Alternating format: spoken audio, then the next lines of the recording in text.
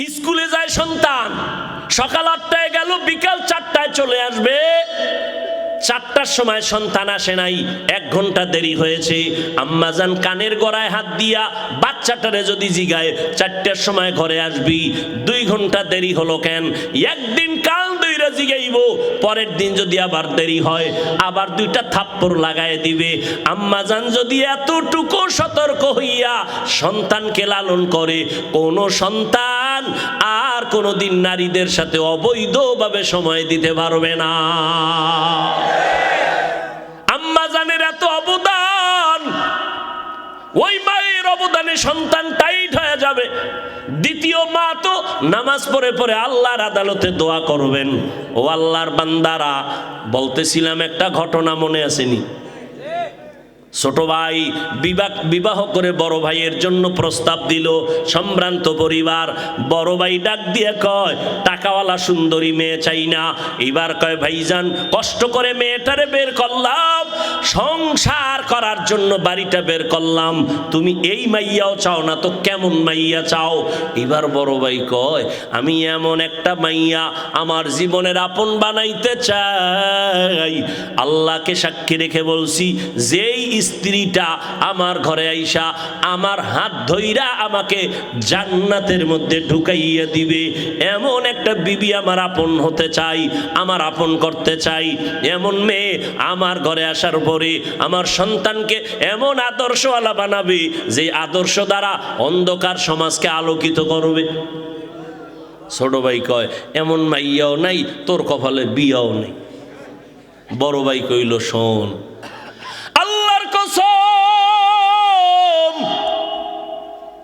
যদি আমার দিলের নিয়তটা বিশুদ্ধ হয়, যদি আমার নিয়তটা খাঁটি হয়, একদিন পরেও যদি হয়, আমার মালিক আমার দিলের তামান্না পূরণ করবে। যুবকেরা ধৈর্য নাই, বিয়ার বয়স হয় নাই, 10টা মাইয়ার জীবনের উপরে আক্রমণ করছো, তোর কপালে বিয়া নাই। যদি থাকে, বউ আসবে না, জল্লাদ আসবে, জল্লাদ। এক জল্লাদ তোরে জুতা দিয়া বাইরে 10 মাইয়ার জাল মিডাবে, লেখা রাখিস। কত ধানে কত চাল টের পাবি সেদিন, পাপে ছাড়ে না, লেখা রাখ, লিখে রাখ। আর এর পেছনে মা বাবারও দুর্বলতা কিছু আছে। আল্লাহ হেদায়াত দান করুন। এ যুবক, পাও 2টা ধরলে কি লাইনে আসবি বল?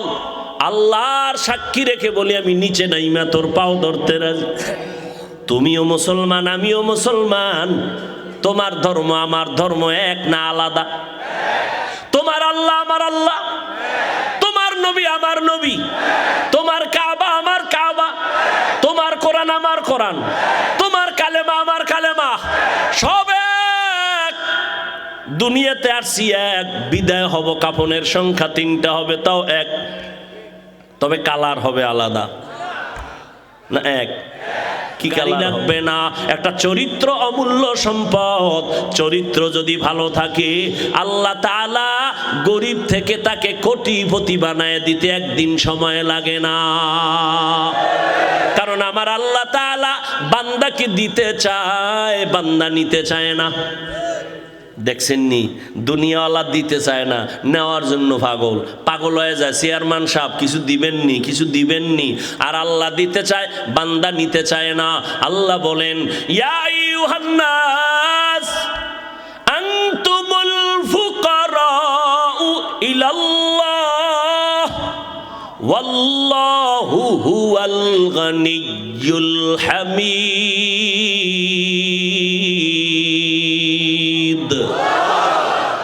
আল্লাহ তাআলা বলেন, এই মানুষেরা, তোমরা বড় ফকির, আমি আল্লাহ হলাম ধনী। শুধু ধনী না, আমি প্রশংসিত ধনী।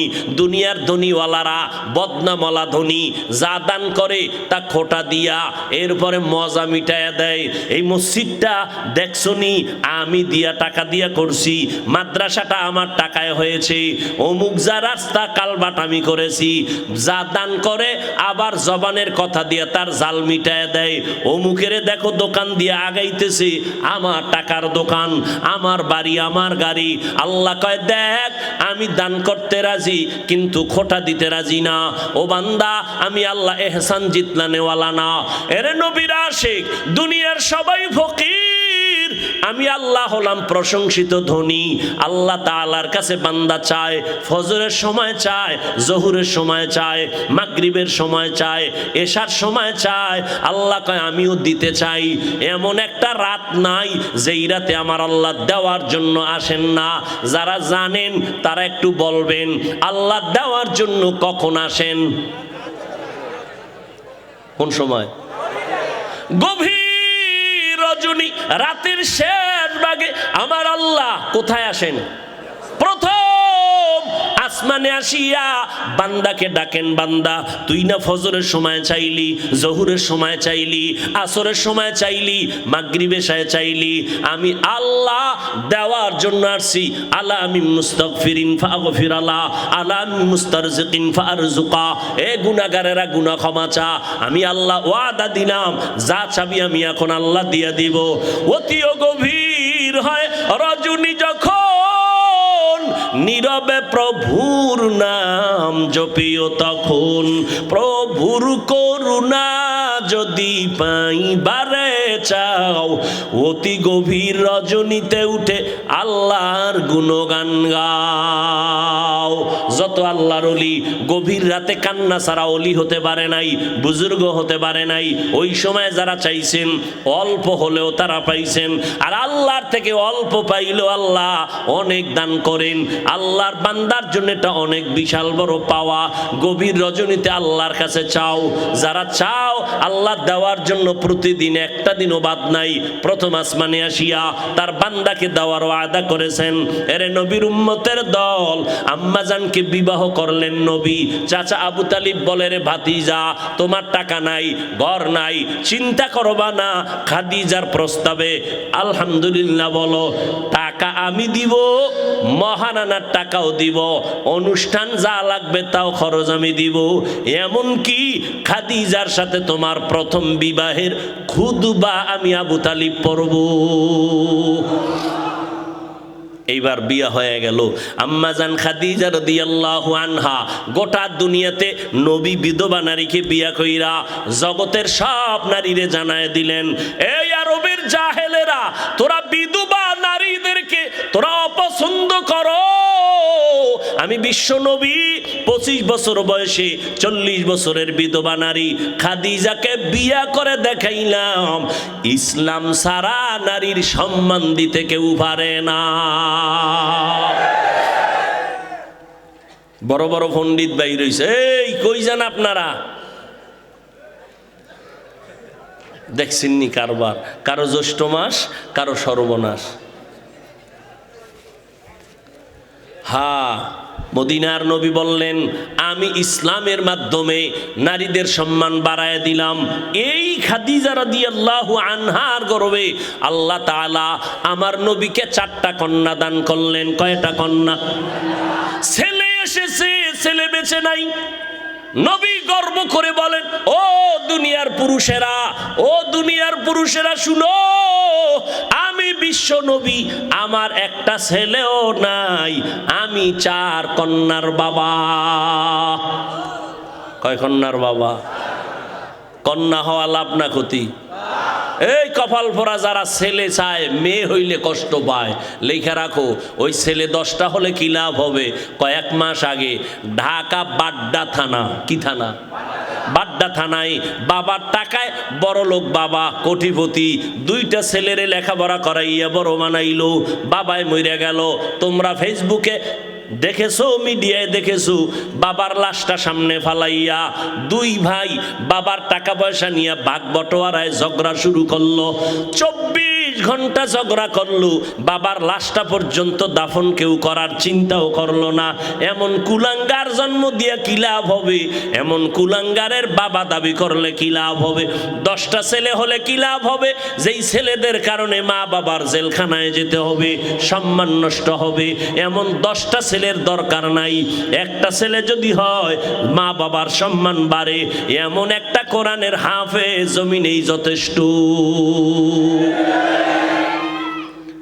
এরপরে যাগো মেয়ে হবে। অনেকে বলে ছেলে হইলে বুঝি কোটিপতি হইতাম।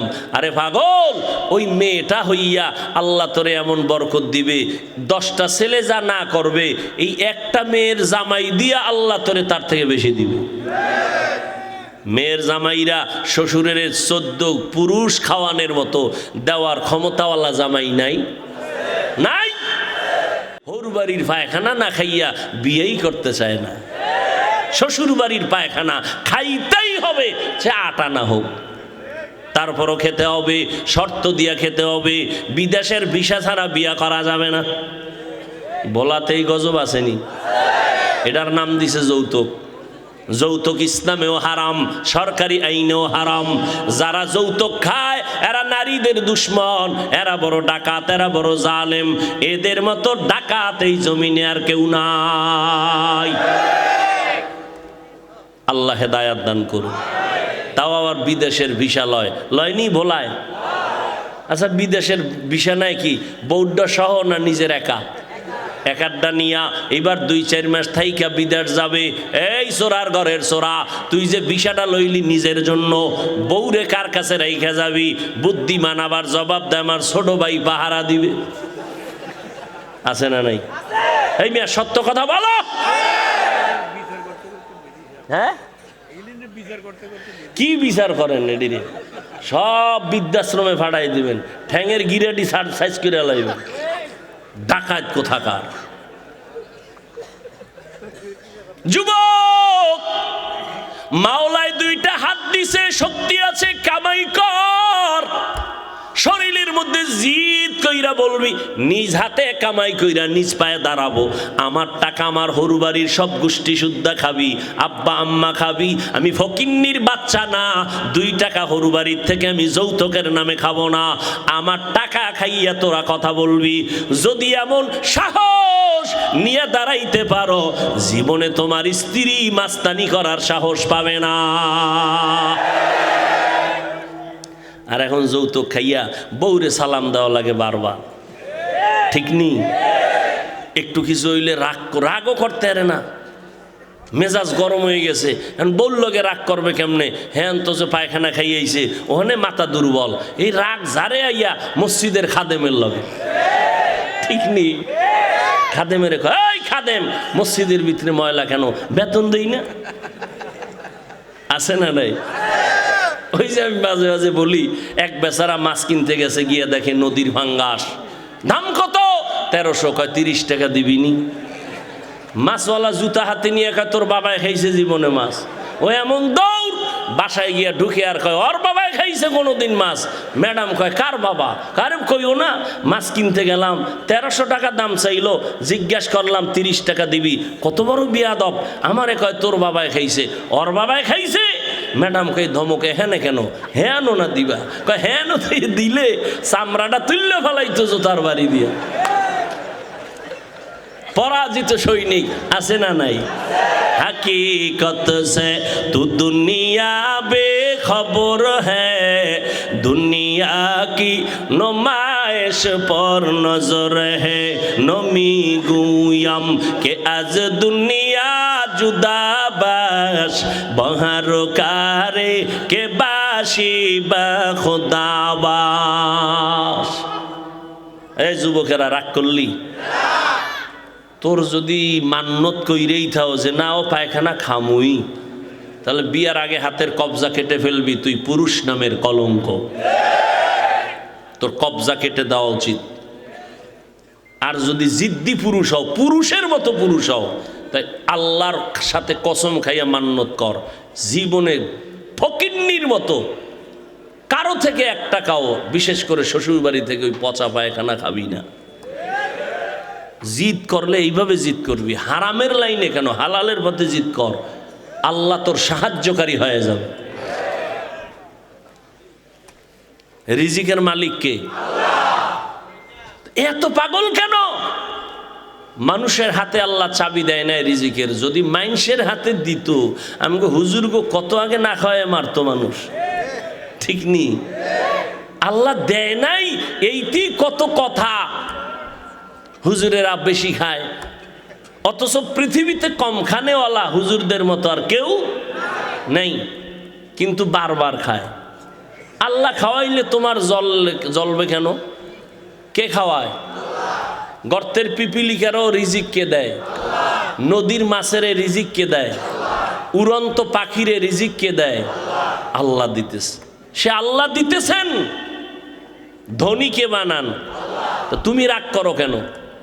কাউ ধনী আল্লাহ বানাইতেছেন, কাউকে গরিব আল্লাহ বানাইতেছেন, তুমি কেন পেরেশান হয়ে গেছো? ওয়ামা আরসালনাকা ইল্লা রাহমাতাল লিল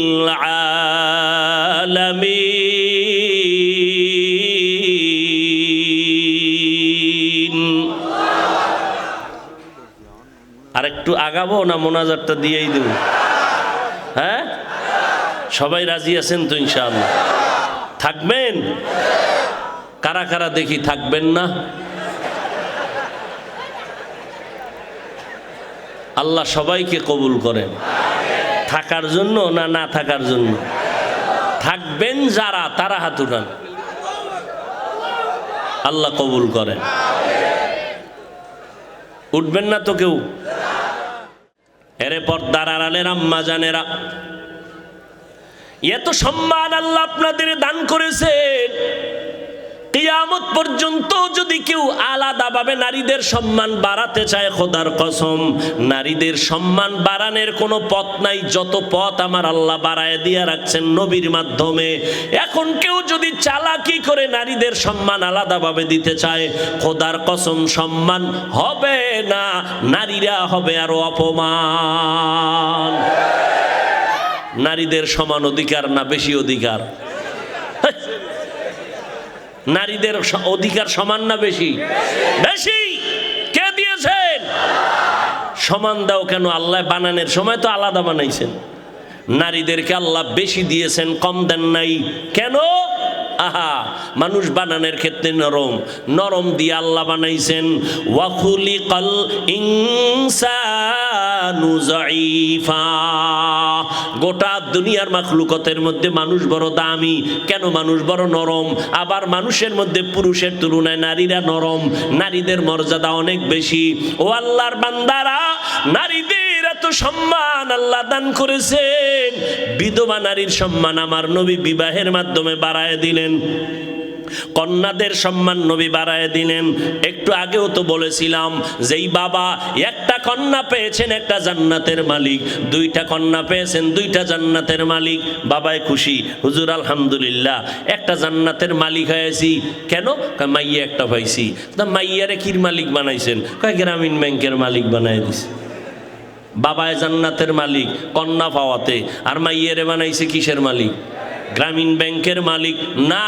না, ক্বালান নবিয়্যু সাল্লাল্লাহু আলাইহি ওয়া আলিহি ওয়া সাল্লাম, মান উলিদা লাহু ওয়ালাদুন ফাল ইউহসিন ইসমাহু ওয়া আদ্দাবা ফাইযা বালাগা ওয়া লাম ইউজাওবিজ ফাইন বালাগা ওয়ালাম ইউজাউবিজ ফাআসাবা ইসমান ফাইন্নামা ইসমুহু আলা আবি আও কামা ক্বালান নবিয়্যু আলাইহিস সালাতু ওয়াস সালাম। পয়গম্বর বলেন, এই আব্বা জানেরা, আম্মা জানেরা, সন্তান যদি ভালো চাও, একটা ভালো মা ঘরের মধ্যে আনো। ভালো যদি ফল খেতে চাও, ভালো গাছ লাগাও। ভালো সন্তান যদি চাও, ভালো মা ঘরের মধ্যে নিয়ে আসো। ভালো মা কই পাইবা? রমনা পার্কের গোড়ায়। হ্যাঁ, ভালো একটা মা ঘরের মধ্যে আনো। অন্তত পর্দা নিশি মহিলার সন্তান ঘরের মধ্যে আনো, কোরআন পড়নেওয়ালা আম্মা জানানো। বলার সময় নাই, ধৈর্য কুলাচ্ছে না আপনাদের। আল্লাহর বান্দা দুই ভাই, এক ভাই ছোট এক ভাই বড়। ছোট ভাই টাইম হওয়া মাত্র বিবাহ করে ফেললেন, বড় ভাই বিয়া করে না। ছোট ভাই বিয়া কইরা সংসার শুরু করেছে।